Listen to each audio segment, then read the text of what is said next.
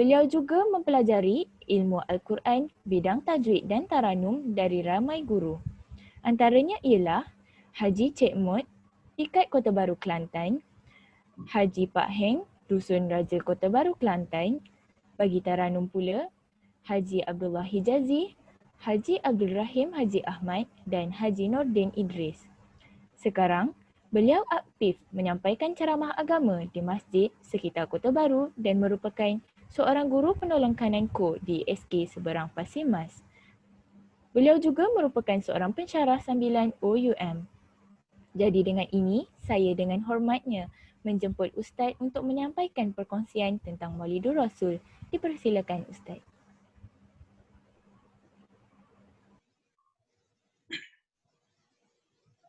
Assalamualaikum warahmatullahi wabarakatuh. Boleh dengar? Boleh Ustaz. Boleh Ustaz. Alhamdulillahirabbil alamin. Wassalatu wassalamu ala Rasulillah sayyidil mursalin wa ala alihi wa sahbihi ajma'in. Subhanaka la ilma lana illa ma 'allamtana innaka antal alimul hakim. A'udzu bikalimatillahi tammati min syarri ma khalaq. أعوذ بكلمات الله التامات من شر ما خلق. أعوذ بكلمات الله التامات من شر ما خلق. ولا حول ولا قوة إلا بالله العلي العظيم. قال الله تعالى في كتابه الكريم بعد أعوذ بالله من الشيطان الرجيم إن الله وملائكته يصلون على النبي يا أيها الذين آمنوا صلوا عليه وسلموا تسليما. وقال الله سبحانه وتعالى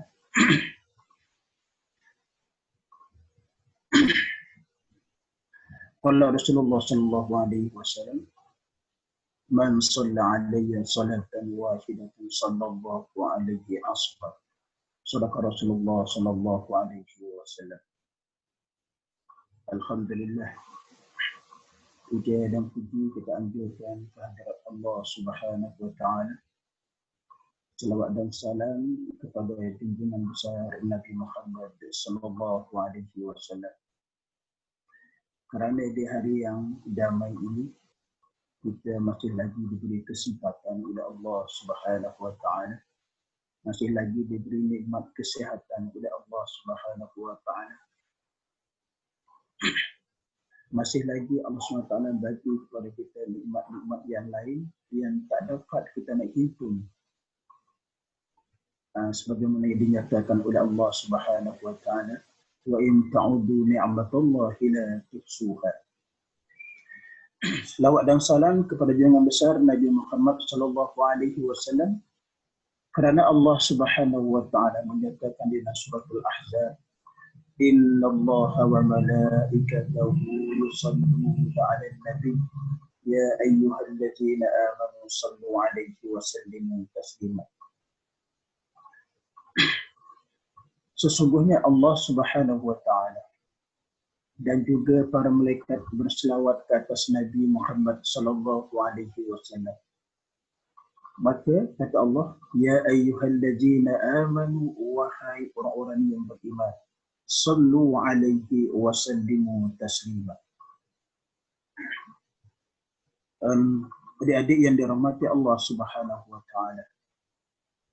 Apabila kita melihat ayat ini, ayat di dalam surah Al-Ahzab ini yang mengatakan innallaha, sesungguhnya Allah Subhanahu wa taala berselawat ke atas Nabi ini menyatakan as-salatu minallah rahmatuhu wa ridwan, iaitu selawat Allah Subhanahu wa taala kepada Nabi Muhammad ini adalah keredaan dan rahmat Allah Subhanahu wa taala yang dicurahkan kepada junjungan besar Nabi Muhammad sallallahu alaihi wasallam.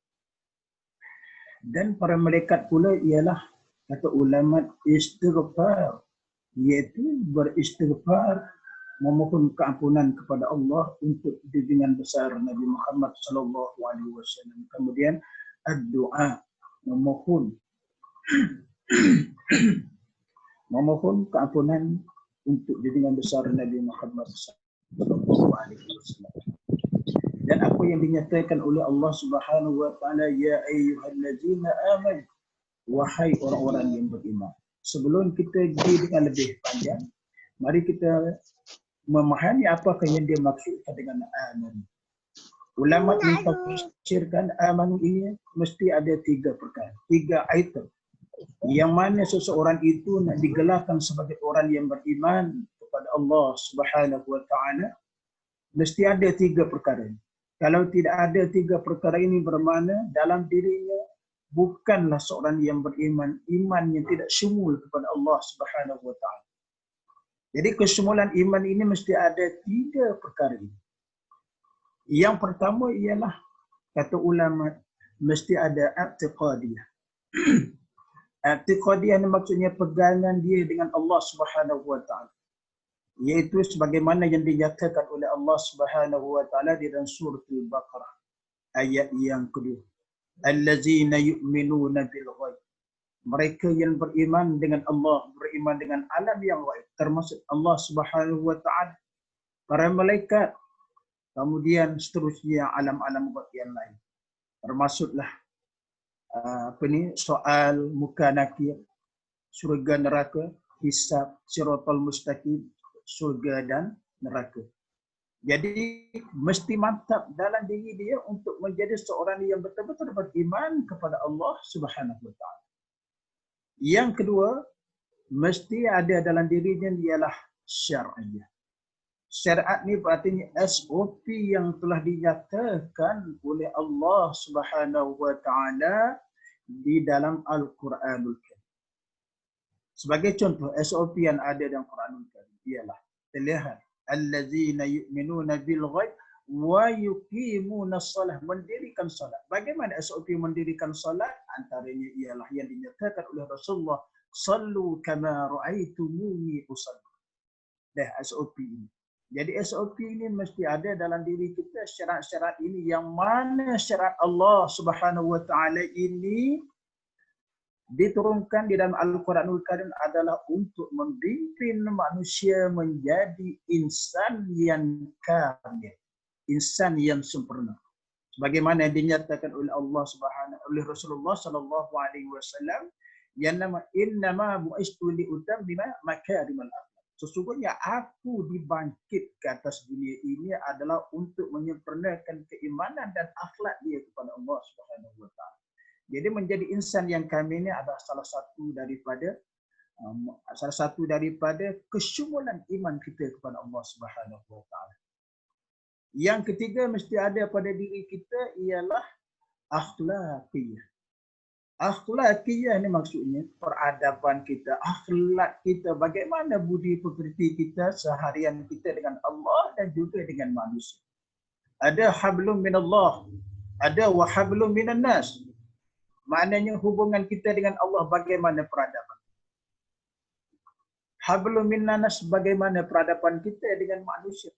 Sebagai contoh, Allah Subhanahu wa taala mengajar kita bagaimana kita nak memuput akhlak kita menjadi insan yang diredai oleh Allah Subhanahu wa taala dan yang dirahmati oleh Allah Subhanahu wa taala.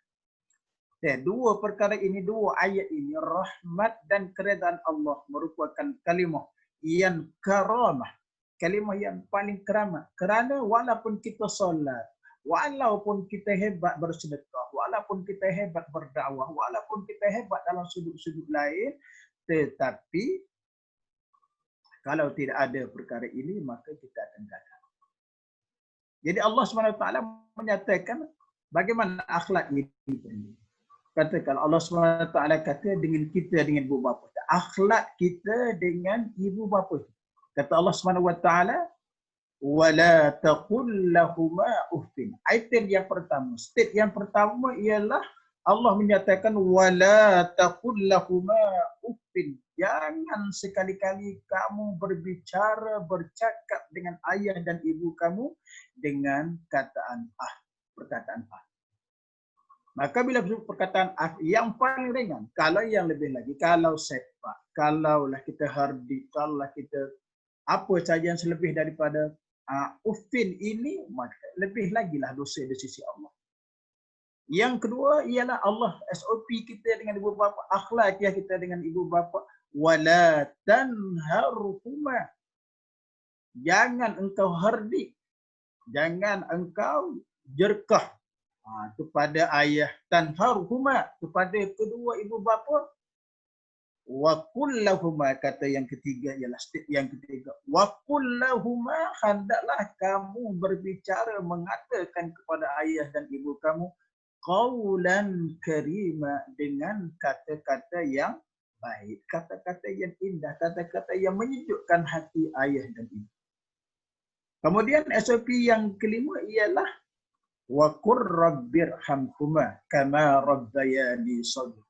Yang kelima ialah Allah Subhanahu Wa Taala bagi SOP kepada kita ialah hendaklah kamu berdoa, memohon keampunan kepada Allah agar ayah dan ibu kita dirahmati, diredai oleh Allah Subhanahu Wa Taala. Kenapa begitu? Sebab kerana ayah dan ibu kita selain daripada Allah, Allah memberi kita ni melalui ayah dan ibu kita. Tanpa ayah dan ibu, asbabnya maka kita tidak dilahirkan. Maka bila dilahirkan, bagaimana ayah dan ibu kita telah mendidik, telah menjaga kita dengan begitu kasih sayang, sehingga sanggup mengorbankan jiwa dan raga dia demi anak yang tercinta. Tapi berbeza hari ini kalau kita tengok akhlak-akhlak pelajar kita di luar sana, bukan di dalam ni. Yang ini bagus, semuanya bagus-bagus. Yang di luar sana begitu kurang ajarnya mereka dengan ayah dan ibu. Seolah-olahnya mereka tidak mengenal jasa yang telah dilakukan oleh ayah dan ibu. Sebab itu kita tidak heran kalau berlakunya seseorang itu menghina ayah dan ibu dia. Bila dia berkahwin, maka ayah dan ibu duduk bersama dia, maka dia rasa satu bebanan kepada dia sehingga dia sanggup membuang ayah dan ibu dia di stesen bah atau di mana-mana saja. Ini merupakan fenomena yang berlaku kepada orang-orang yang tidak ada dan dirinya akhlakiyah. Jadi tiga perkara inilah barulah namanya ya ayyuhallazina amanu, orang yang beriman. Maka kata Allah, ya ayyuhallazina amanu, wahai orang-orang yang beriman, sallu kama sallu, hendaklah kamu berselawat ke atas junjungan besar Nabi Muhammad sallallahu alaihi wasallam. Ulama telah mentafsirkan bahawa sallu ini ialah al-amr lil wujud. Maknanya suruhan amar, suruhan Allah yang merupakan wajib ke atas setiap orang Islam berselawat ke atas junjungan besar Nabi Muhammad sallallahu alaihi wasallam. Merupakan wajib. Wajib ini adalah wajib ain, bukan wajib kifayah. Bila disebut wajib, maka wajib atas kita berselawat ke atas Nabi. Maka ulama berselisih pendapat mengatakan bahawa selawat itu adakah di dalam solat ataupun di luar solat. Dan sepakat ulama mengatakan bahawa selawat itu di luar solat. Dalam solat memang kita sudah baca pun selawat ke atas junjungan besar Nabi Muhammad sallallahu alaihi wasallam. Contohnya Allahumma salli ala sayyidina Muhammad wa ala ali sayyidina Muhammad sampai kepada fil alamin innaka hamidum majid. Itu selawat Ibrahimiyah. Jadi selawat ini selawat yang paling terjihlah, yang paling sahih yang disebut dalam hadis Nabi sallallahu alaihi wasallam. Dan ulama lain mengatakan bahawa yang dimaksudkan selawat ini di luar solat itu wajib kita berselawat ke atas junjungan besar Nabi Muhammad sallallahu alaihi wasallam. Sama ada selawat mana-mana pun boleh kita ambil. Selawat Ibrahimiyah, selawat Tafridiyah, ataupun selawat-selawat yang paling pendek. Contohnya Allahumma salli ala Muhammad. Selawat dia. Itu maksud dia. Jadi bila sebut sallu, ini adalah wajib ke atas kita berselawat ke atasnya. Jangan kita menjadi seorang hamba yang mana kita lalai bila menyebut Nabi Muhammad, kita terus mengutamakan kerja-kerja lain. Contohnya, bila disebut Muhammad, kita terus main WhatsApp dan sebagainya. Sehingga kita seolah-olah macam buat tak dengar je. Buat tak dengar je apa yang mereka mengatakan tentang Nabi Muhammad sallallahu alaihi wasallam. Jadi kalau begitu, maka orang-orang sebegini termasuk dalam golongan orang yang disebut dalam hadis Nabi sallallahu alaihi wasallam. Antara yang dinyatakan oleh Jibril alaihi salam ketika Rasulullah sallallahu alaihi wasallam hendak naik ke mimbar nak baca khutbah.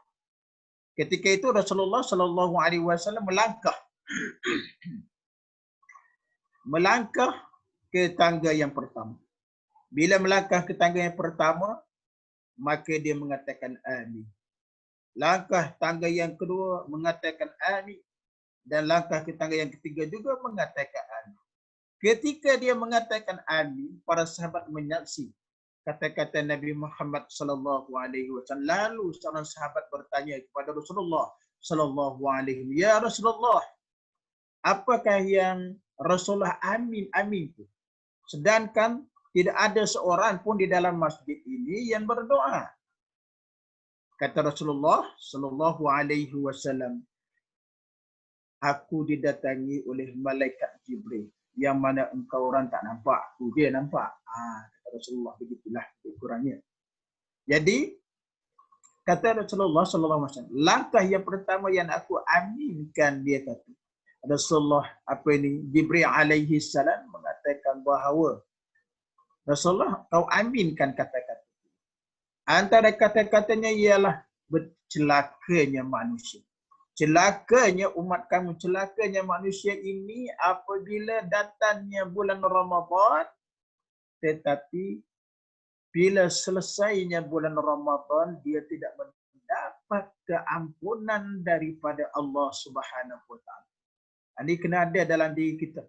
Sebagai seorang yang beriman, kena ada dalam kita bila datangnya bulan Ramadan itu merupakan bulan rahmat, bulan keredaan Allah Subhanahu wa taala kepada kita.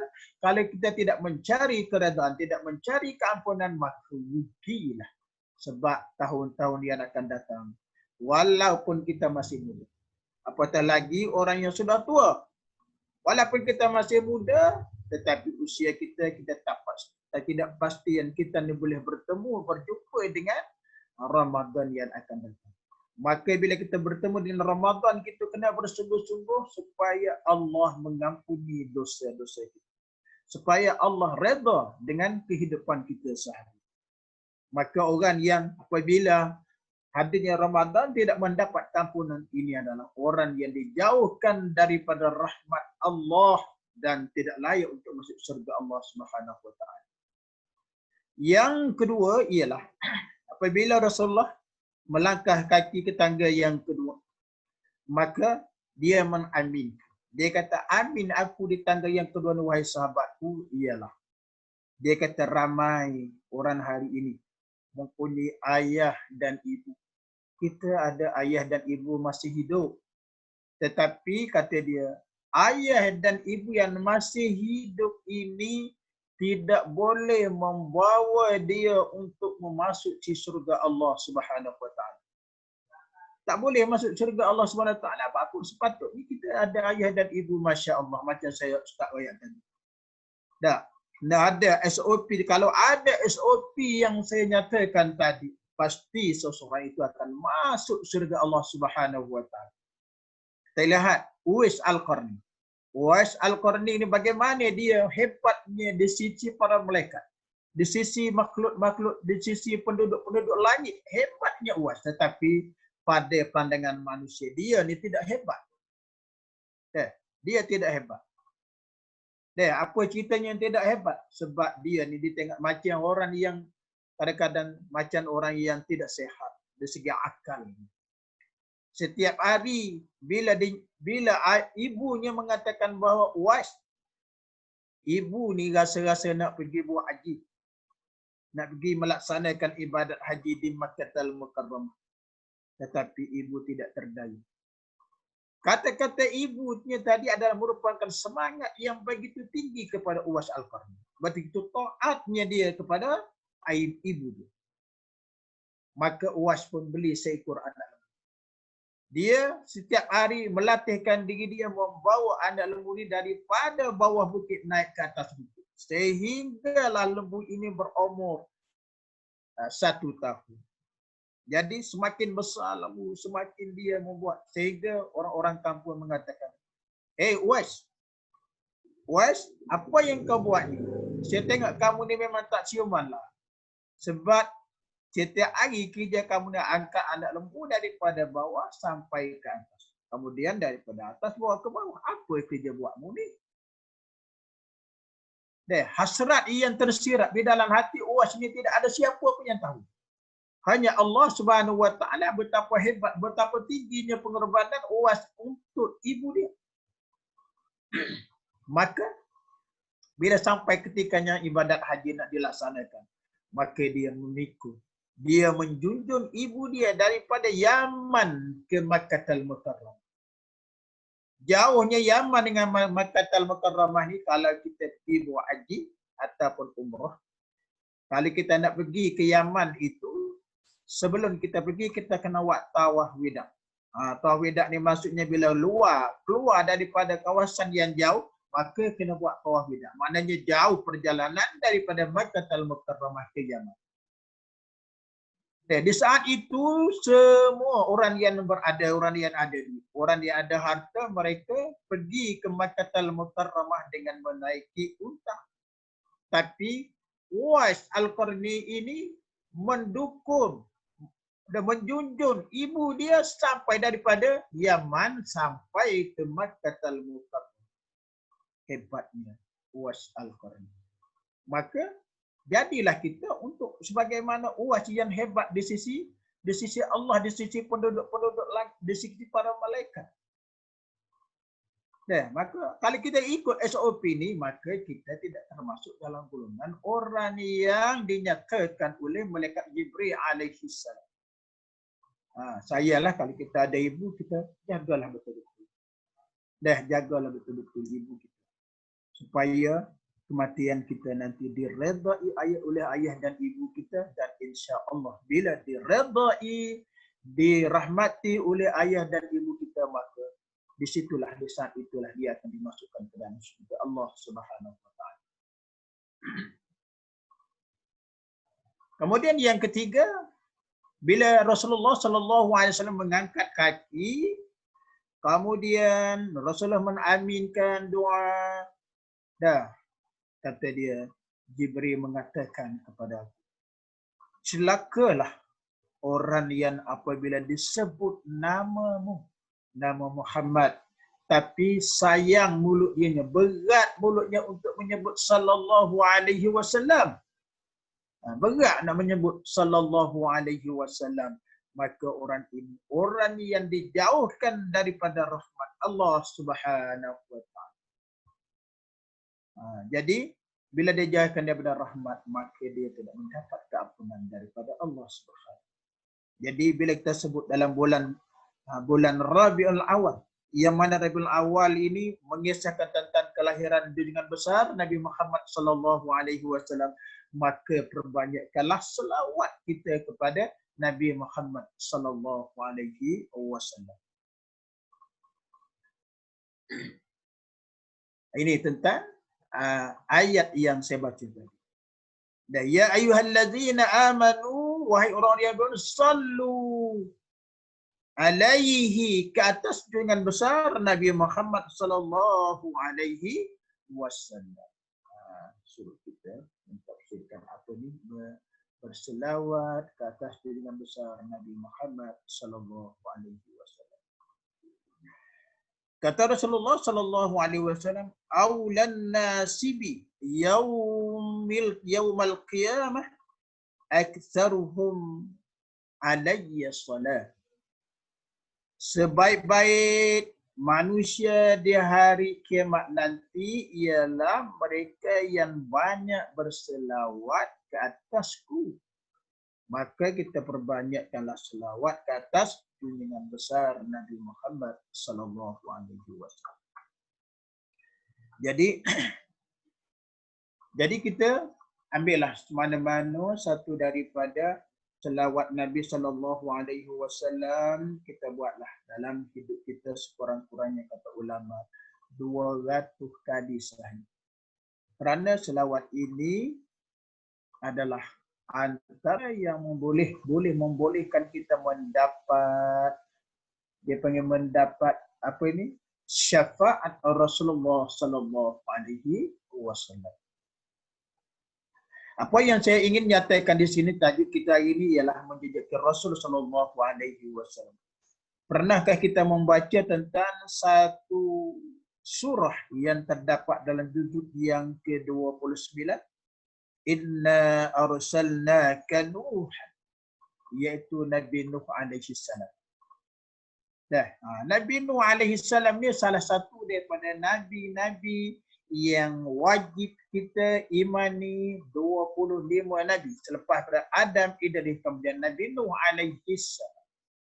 Saya nak menceritakan tentang hari ini bagaimana Nabi Nuh alaihi salam telah berdakwah, menyampaikan dakwahnya kepada seluruh umat, menyampaikan sampai beratus-ratus tahun tanpa ada jemu, tanpa ada rasa putus asa. Inilah yang ditanamkan oleh Nabi Nuh alaihi salam. Maka sikap ini mesti ada pada diri dalam usaha kita menyampaikan dakwah. Hari ini anjuran-anjuran daripada badan dakwah untuk supaya kita dapat ilmu hasil daripada tazkirah kita pada pagi ini. Maknanya memerlukan kepada pengorbanan yang begitu tinggi. Pengorbanan ini tidak disia-siakan oleh Allah Subhanahu wa taala. Tidak akan disia-siakan oleh Allah Subhanahu wa taala yang di akhirat nanti apabila berada di padang mahsyar. Maka mereka akan melihatlah bagaimana orang-orang yang telah berjuang menegakkan kalimah Allah mendapat sanjungan dan mendapat syafaat Rasulullah sallallahu alaihi wasallam.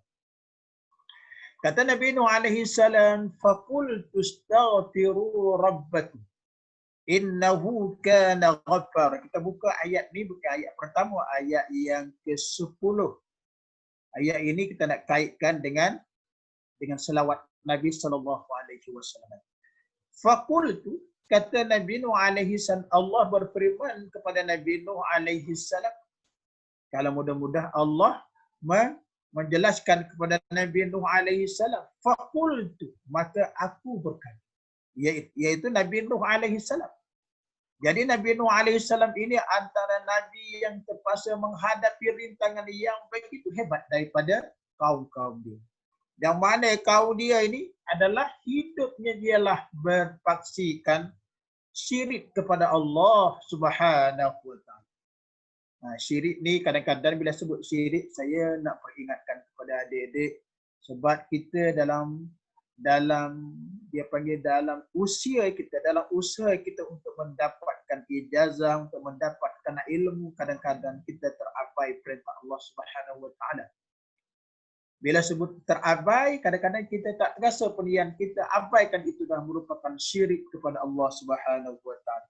Luqman Al-Hakim menyebutkan di dalam surah Luqman Al-Hakim menyebutkan kepada anak dia, inna syirka la zulmun azim. Sesungguhnya syirik itu adalah dosa besar. Yang mana syirik ini tidak layak seseorang itu untuk mendapat syafaat Rasulullah dan masuk syurga Allah Subhanahu wa taala. Jadi syirik ini sebagaimana yang adik-adik tahu, syirik ini ada syirik jalil dan syirik khafi. Syirik jalil memang jelas. Syirik jalil ni kalau kita pergi mana-mana tengok orang-orang yang bukan Islam, termasuk agama wasani, termasuk agama-agama yang menyembah animisme dan lain-lain, mereka ini menduakan Allah Mereka ini mempercayai selain daripada Allah Subhanahu wa taala sebagaimana musyrikin Makkah. Di samping mereka mengerjakan ibadat haji di sekeliling Kaabah itu dihiasi dengan berhala-berhala, ada 360 berhala. Yang mana berhala-berhala besar ada di sekitarnya ialah Siwak, Manak dan Uzza. Jadi kita harus ingat itu syirik jalil. Kalau syirik khafi ini ini yang kita kena ambil perhatian. Kadang-kadang kita tak terasa kerana assignment kita terlalu banyak kita buat.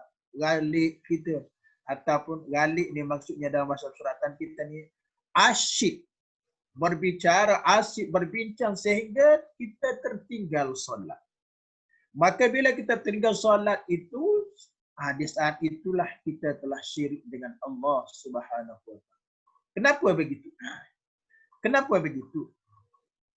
Sebab di saat itu kita telah pun mengutamakan kerja-kerja kita daripada melaksanakan perintah Allah Subhanahu wa taala. Dalam kita belajar ni kita kena tahu mana aula laka fa'aula. Mana yang lebih baik dahulu dilaksanakan dan mana yang dikemudiankan dilaksanakan. Sedangkan perintah Allah itu adalah perkara yang aula dilaksanakan selain daripada perintah lain. Walaupun kita baca Quran itu adalah hebatnya pahala di sisi Allah. Walaupun kita belajar itu adalah jihad fi sabilillah, tetapi di saat itu maka aulanya kita laksanakan perintah solat. Maka bila kita tertinggal solat, bila kita abaikan solat, maka dengan automatik kita telah syirik dengan Allah Subhanahu wa taala. Wal iyyazubillah. Kita minta jauh. Minta jauh daripada Allah Subhanahu wa taala. Dan yang keduanya kadang-kadang bagi lelaki. Lelaki ni dia suka main bola, betul-betul. Kadang-kadang belum asal lagi dah main bola ataupun kita selepas asal kita main bola. Kadang-kadang bola ini kita main kerana asyik dengan bermain bola. Akhirnya kita pun tertinggal dengan solat maghrib. Ataupun ada perlawanan bola di sekolah, maka sebelum asal lagi kita main bola, buat perlawanan antara antara universiti, antara sekolah-sekolah dan sebagainya. Akhirnya bila kita bermain, asyik bermain, akhirnya kita tertinggal solat asar. Maka di saat itu kita telah melakukan syirik kepada Allah Subhanahu wa taala. Jadi ingat-ingatlah supaya tidak termasuk dalam golongan mereka. Wal iyyazubillah. Faqultu astaghfiru, kata Nabi Nuh alaihi salam, istaghfiru rabbakum. Bila kita belajar istaghfiru ialah amma. Istaghfiru. Dan istaghfiru hendaklah kamu. Istaghfiru rabba. Istaghfiru ialah dan fa'ilun. Fi'lun wa fa'ilun wa maf'ul ialah rabba. Dibaca dengan rabba ialah masuk bil fathah. Istaghfiru rabbakum. Mana fa'il dia? Fa'il dia ialah mustatir. Takdirnya ialah ku. Jadi istaghfiru rabba. Hendaklah kamu memohon istighfar, keampunan kepada Allah. Artinya di sini bila sebut istighfar maksudnya ialah bertaubat. Bertaubat daripada segala dosa-dosa yang kita lakukan. Bertaubat daripada segala pekerjaan-pekerjaan yang keji yang kita lakukan. Kadang-kadang bila kita dah celak je mata daripada tidur, maka kita telah buat pun dosa. Kadang-kadang dosa ni kita tak terasa. Kadang-kadang dengan bicara kita. Bicara kita yang dengan kawan-kawan. Contoh kita sebut Ayawan. Kalau orang Kelantan dia panggil Nathan. Nathan ninggal, buat gapo dah gitu. Orang Kelantan lah. Tapi bila kita sebut kata binatang itu maksudnya binatang, haiwan itu adalah sudah menjadi dosa dalam dengan bicara kita. Kadang-kadang hati kita telah sakit hati dengan kawan-kawan kerana kawan kita lebih cantik, kawan kita lebih apa dia panggil, lebih kaya, kawan kita kerana hebatnya belajar, kita pun rasa sakit hati. Sakit hati inilah yang menjadikan dosa kita kepada Allah Subhanahu. Kadang-kadang dengan perbuatan kita. Jadi perkara-perkara begini maka kita perlu hindarkan. Perlu jaga hati kita. Maka untuk membuang segala penyakit-penyakit yang saya sebutkan tadi adalah dengan solat bertahajud. Jadi ada orang tanya, Ustaz, bagaimana kita nak nak hindarkan, nak buang penyakit-penyakit mazmumah, termasuk asak dengki, termasuk perkara-perkara yang asak dengki. Selain itu ialah istidrak, nak hilangkan sifat takabur, nak hilangkan sifat riya. Bagaimana ya Ustaz? Jadi saya menjawabkan berdasarkan para ulama mengatakan bahawa dengan mengerjakan solat tahajud, walaupun 2 rakaat. Kata ulama, 2 rakaat ini adalah lebih berat daripada seisi alam ini. Hebatnya tahajud. Adik-adik, kalau boleh, aulanya ialah selepas daripada solat daripada rawatib, maka solat yang kedua terbaik ialah solat tahajud. Maka kita gunalah sebaik mungkin tahajud ini walaupun 2 rakaat. Laksanakanlah, insya-Allah akan terlerai segala permasalahan kita. Kalau kita ada masalah, contohnya kita ada masalah kekeluargaan, ayah dan ibu sentiasa konfrontasi, kita pula kawan dibenci dan sebagainya, dengan solat tadi, Allah akan bimbing hati kita menjadi orang yang terpuji, orang yang baik akhlaknya, insya-Allah. Yang ketiganya ialah kata Nabi Nuh alaihi salam, faqultu astaghfiru rabbakum innahu kana ghaffara. Jadi selain daripada kita istighfar, kita kena juga sembahyang sunat taubat, kita kena juga lepas nak taubat kita istighfar.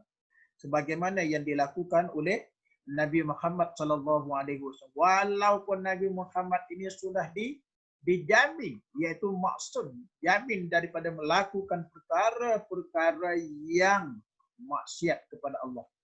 Dah berlaku lah, Allah SWT jamin dah, tapi masih Rasulullah kata, aku ni nak jadi hamba yang taat kepada Allah. Maka Rasulullah sebelum tidur sebagai sunnah Nabi ialah dia akan sembahyang sunat taubat, akan istighfar, memohon keampunan hasil daripada dosa-dosa. Walaupun dia tidak berdosa, apatah lagi kita manusia. Kita manusia yang biasa ini mesti kita dapat lagi daripada melakukan perkara-perkara yang ada kaitan dosa kita dengan Allah dan dosa kita dengan manusia. Kata Nabi Nuh alaihi salam, dalam ayat ini ulama mengatakan yang ada kaitan dosa di sini ialah dosa syirik kepada Allah Subhanahu wa taala. Innahu kana ghaffara, sesungguhnya Allah Subhanahu wa taala adalah Maha Pengampun segala dosa-dosa yang hamba lakukan. Jadi kalaulah kita bersalah, kalau kita rasa berdosa, memanglah berdosa ni tak dapat kita lagi. Maka setiap hari kita cubalah, setiap sebelum kita tidur, cubalah kita amalkan istighfar sekurang-kurangnya 100 kali.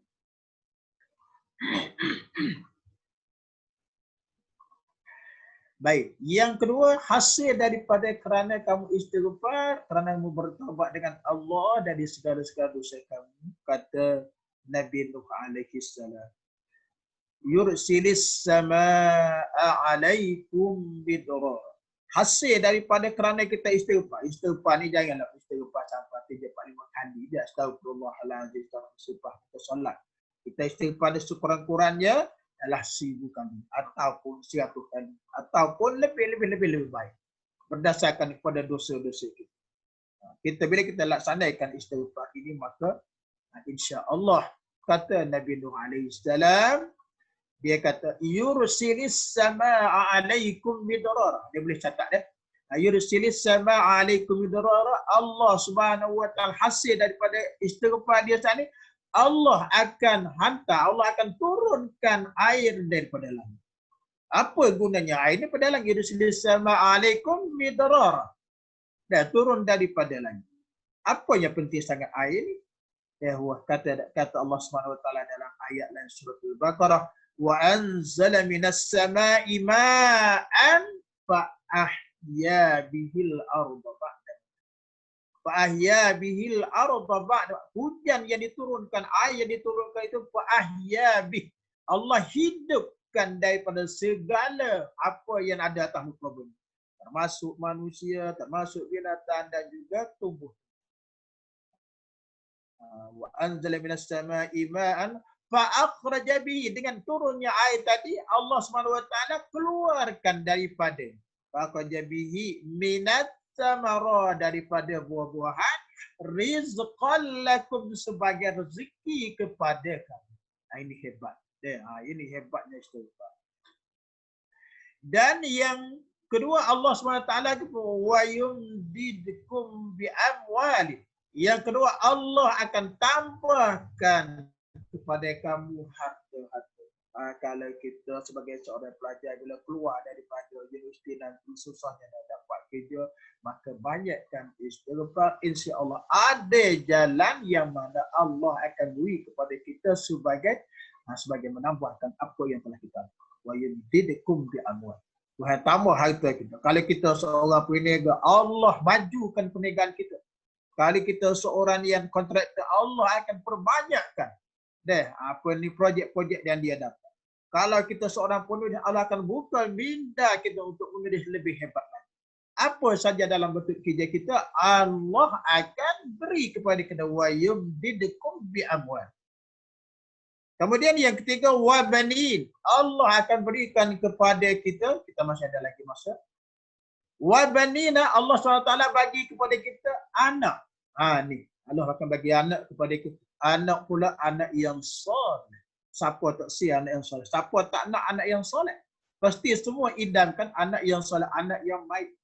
Anak yang baik ini kalau kita tengok dari sudut, kita ambil satu segala sudut daripada apa yang pendapat ulama mufassir. Antaranya bila ayah dan ibu meninggal. Bila ayah dan ibu meninggal, maka dia yang lelakilah, perempuan ni tak sesuai untuk menjadi imam solat jenazah. Yang lelaki dia akan berada di hadapan. Dia akan jadi imam. Dia tak bagi orang lain jadi imam, dia akan mengimami solat jenazah ayah dan ibu. Dan dia akan menurun ke jenazah ayah dan ibu ke dalam liang lahat. Dan dialah yang akan membaca doa dan dialah akan bertahlilkan kepada ayah dan ibu. Itu selain daripada hal lain banyak lagi lah. Sebab kita nak sebut di sini pada hari ini. Itu anak yang soleh. Yang kedua, anak yang soleh ni, yada'ulah, memohon ampun kepada Allah Subhanahu wa ta'ala.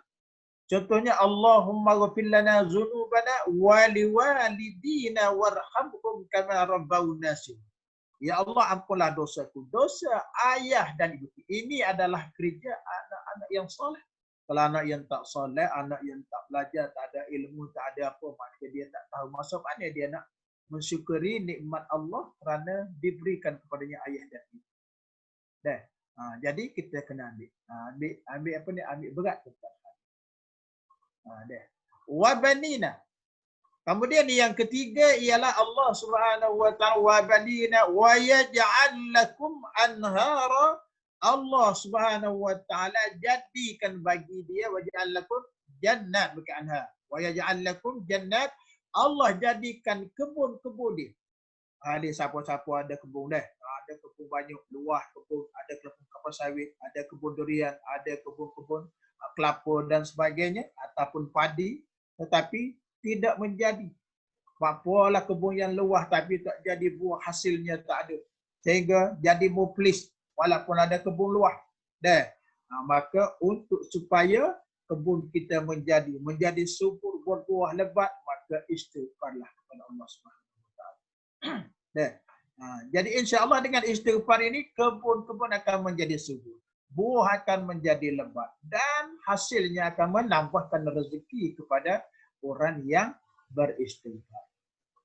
Yang terakhir, wa yaj'al lakum anhara. Allah Subhanahu wa taala akan jadikan kepada dia ialah sungai yang mengalir.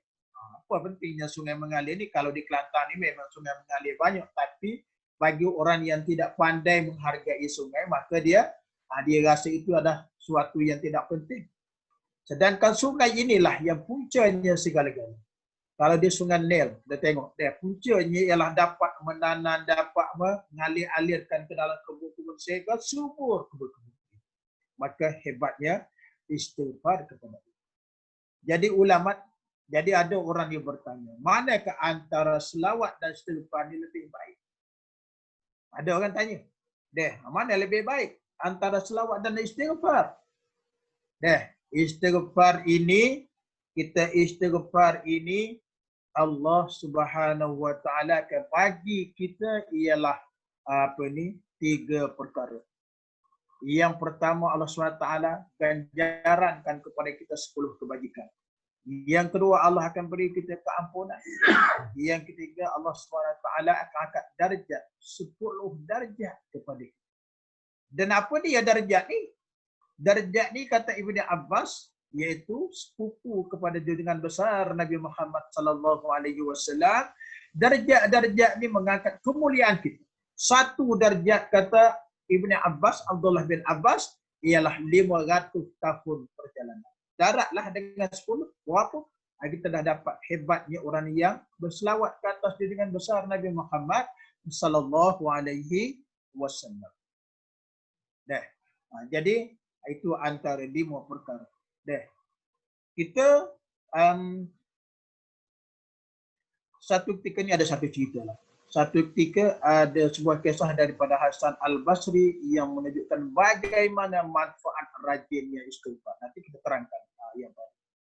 Jadi Hasan Al-Basri ini satu ketika didatangi oleh berbagai-bagai orang yang bermasalah. Maksud kita ni banyak masalah dalam hidup, memang tak dapat lagi lah. Sebab Allah SWT nyata ke dalam surah Al-Ankabut, hasiban nasi an yutraku an yaqulu amanna wa hum la yaftanun. Adakah manusia ni menyangka bahawa mereka hanya menyebut amanna, kami beriman dengan Allah, sedangkan mereka tidak diuji. Mesti diuji, itulah dinamakan masalah. Jadi untuk menyelesaikan masalah ini, kata Imam Basri, ketika Imam Hasan Al-Basri dihadiri oleh berbagai-bagai orang yang bermasalah. Mari satu rajulan dikata dia. Kata dia, satu anna rajulan syaka ilaihi al-jazbi faqala astaghfirullah. Mari macam-macam masalah. Saya nak sebut sini cepat sebab kita masa pun ada 8 minit. Jadi kata Hasan Al-Basri, mari satu manusia ni ada mari cerita, ya wahai tuan guru Hasan Al-Basri, saya bermasalah. Dah kahwin lama dah saya ni, dah berpuluh tahun dah kahwin tapi tak dapat anak. Ya tuan guru, bagaimana nak selesaikan masalah ini? Wahai tuan guru, kata dia, balik kamu istighfar kepada Allah Subhanahu wa taala. Istighfar kepada Allah Subhanahu wa taala. Orang tak boleh anak. Kalau dia pergi cari muka lain lah, dia pergi masuk bomoh tu, dia pergi bomoh ni, kita tak berbomoh dan sebagainya. Sedangkan bomoh yang paling besar ialah rawat diri kita dengan istighfar kepada Allah SWT. InsyaAllah Tuhan akan selesai kita untuk mendapatkan. Tapi janganlah jumlah yang 10, 20 kalau boleh. Kalau kita nak pergi dapatkan anak di hospital, kurang-kurang kena ada 2-30 ribu. Kena ada 2-30 ribu. Tetapi dengan kita istighfar ini juga, kita kena buat lebih kurang itulah, buatlah 10,000 semalam ataupun 1,000 semalam.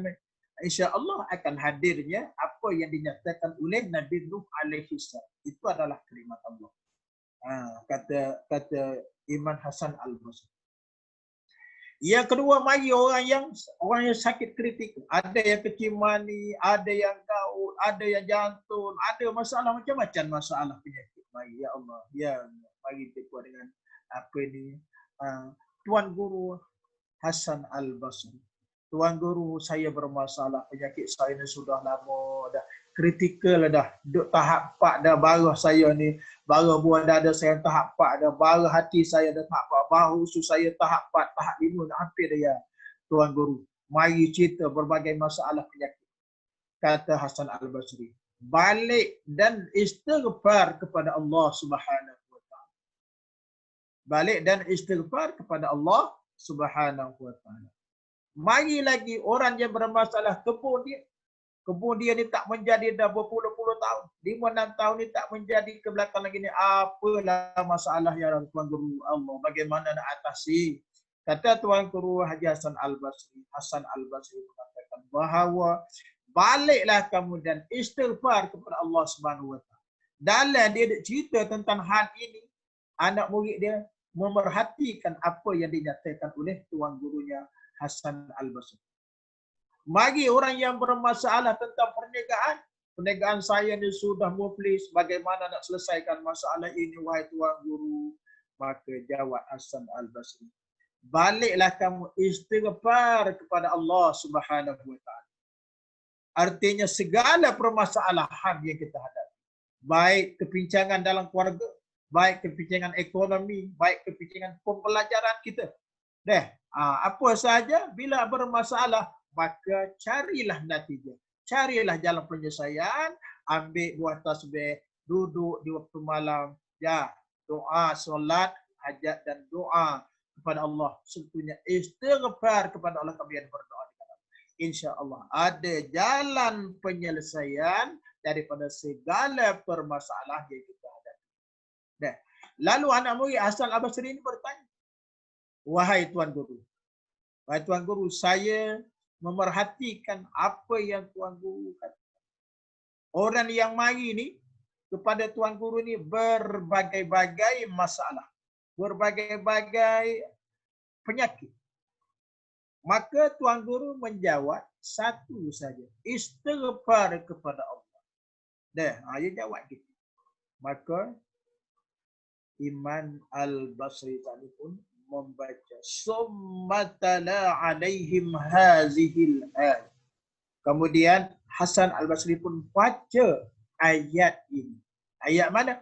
Faqultu astaghfiru rabbakum innahu kana ghaffara yursilis samaa'a 'alaikum midrara wa yumdidkum bi amwalin wa banin wa yaj'al lakum jannat wa yaj'al lakum anhara.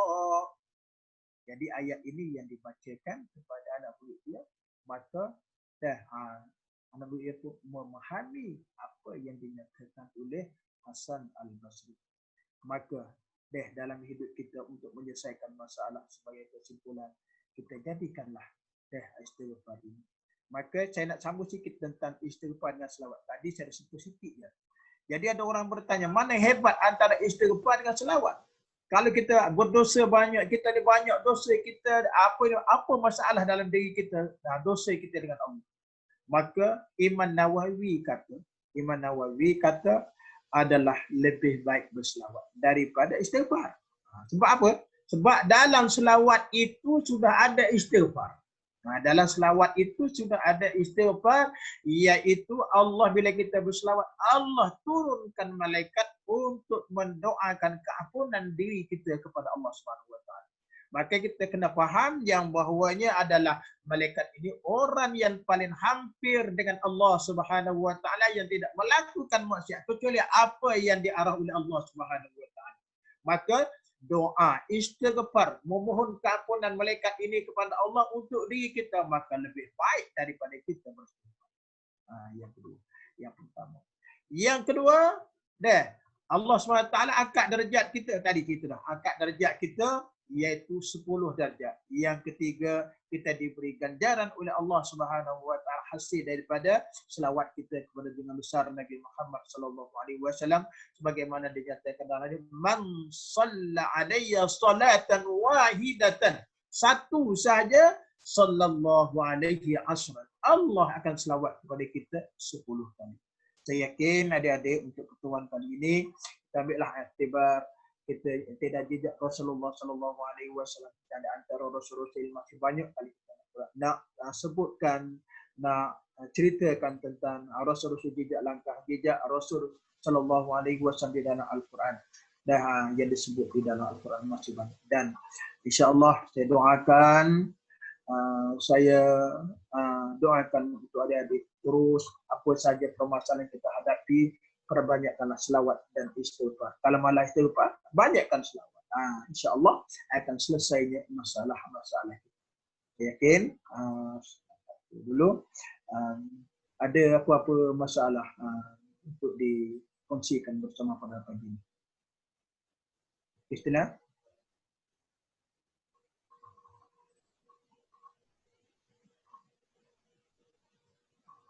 Halo?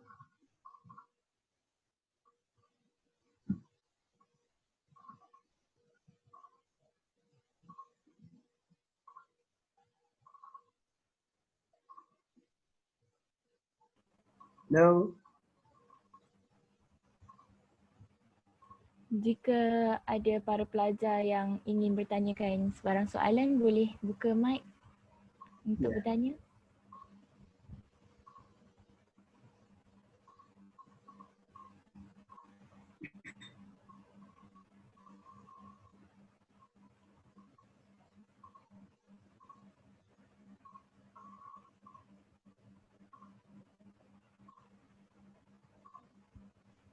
Dah faham semua. Tak ada soalan. Tak ada Ustaz. Ada ya?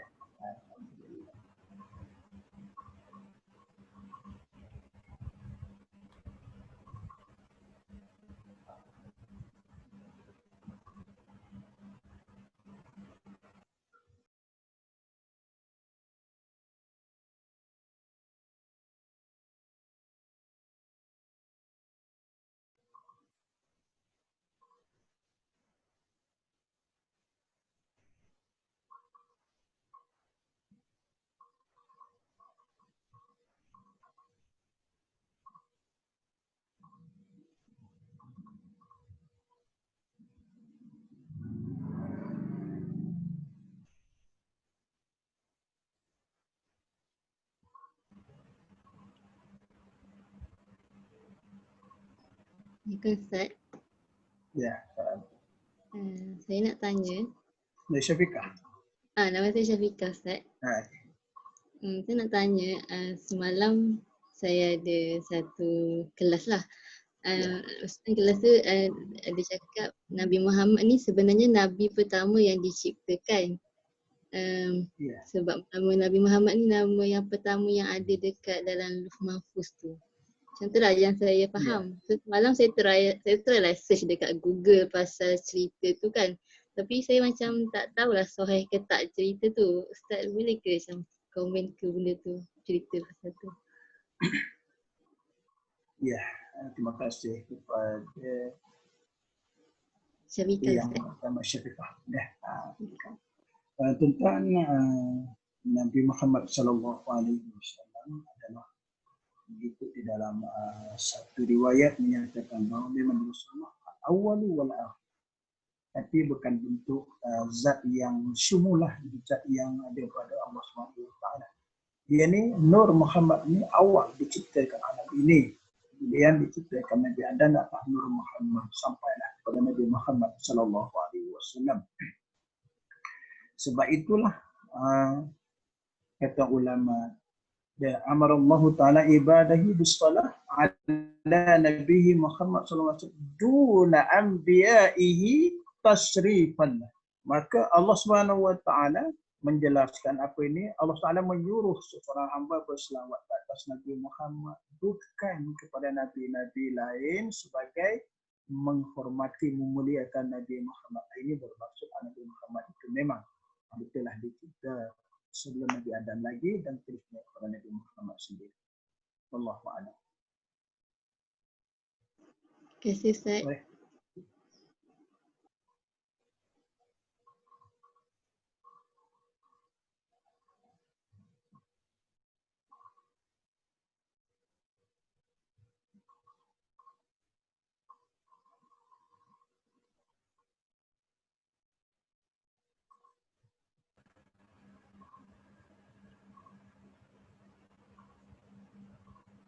Ada sesiapa lagi nak bertanyakan soalan?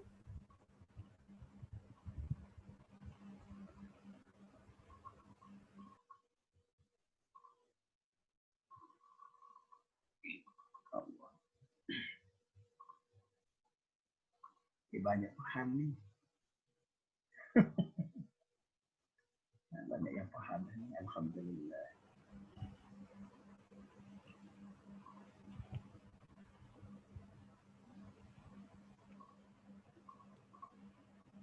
Macam tak ada soalan dah kan Ustaz? Dah faham. Tak Istilah ada, tak ada. Tak ada soalan dah. Okey. Dengan itu, saya teruskan majlis ni. Okey. Alhamdulillah, banyak yang kita dapat daripada ceramah Ustaz pada hari ini. Semoga dengan segala perkongsian Ustaz dapatlah kita menambahkan dan menyemarakkan lagi rasa cinta kita kepada Rasulullah sallallahu alaihi wasallam. Kami mengucapkan jutaan terima kasih kepada Ustaz atas perkongsian pada hari ini. Seterusnya, kita akan ada sesi penggambaran bersama Ustaz. Pelajar-pelajar boleh bersedia dan boleh on kamera masing-masing untuk bersama-sama mengambil gambar. Dipersilakan para pelajar untuk membuka membuka kamera untuk sesi penggambaran.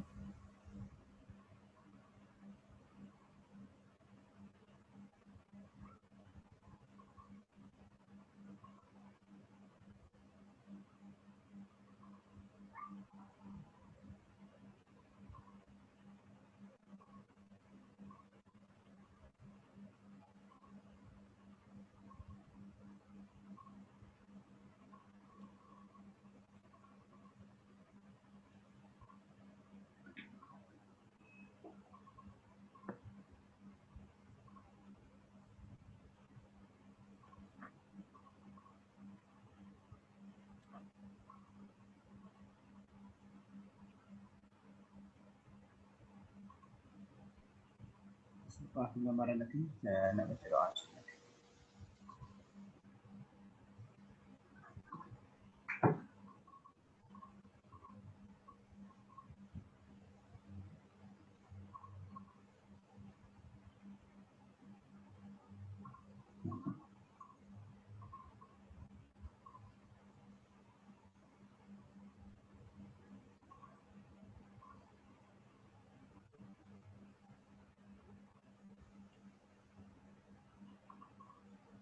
Amar, saya menggoda.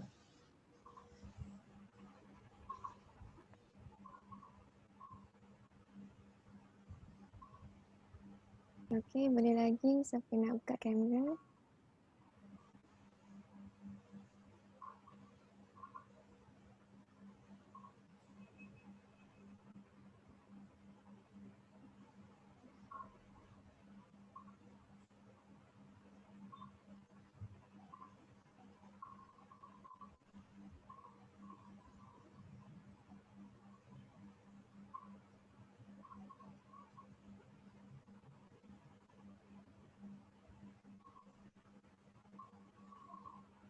Okey, semua pandang kamera. 1, 2, 3. Ni sekali lagi. 1, 2, 3. Okey, sekejap ya. Saya cek ada lagi tak? Okey. Satu lagi. 1, 2, 3.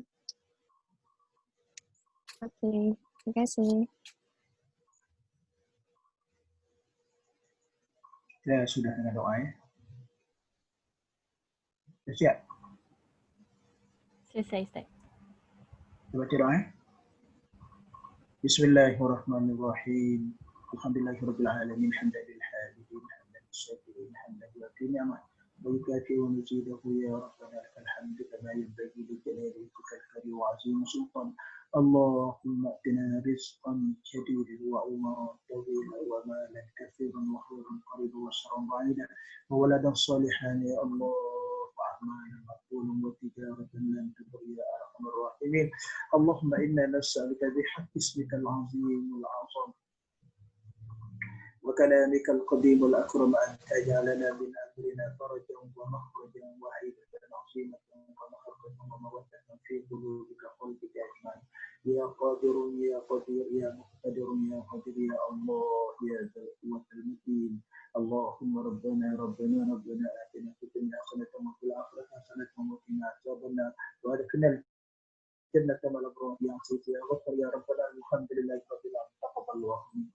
Assalamualaikum warahmatullahi wabarakatuh. Waalaikumsalam. Terima kasih Ustaz. Ya, sama-sama. Terima kasih Ustaz. Terima kasih Ustaz. Sama, insyaAllah. Terima kasih Ustaz. Terima kasih Ustaz. Ustaz. Ustaz. Terima kasih Ustaz. Sama.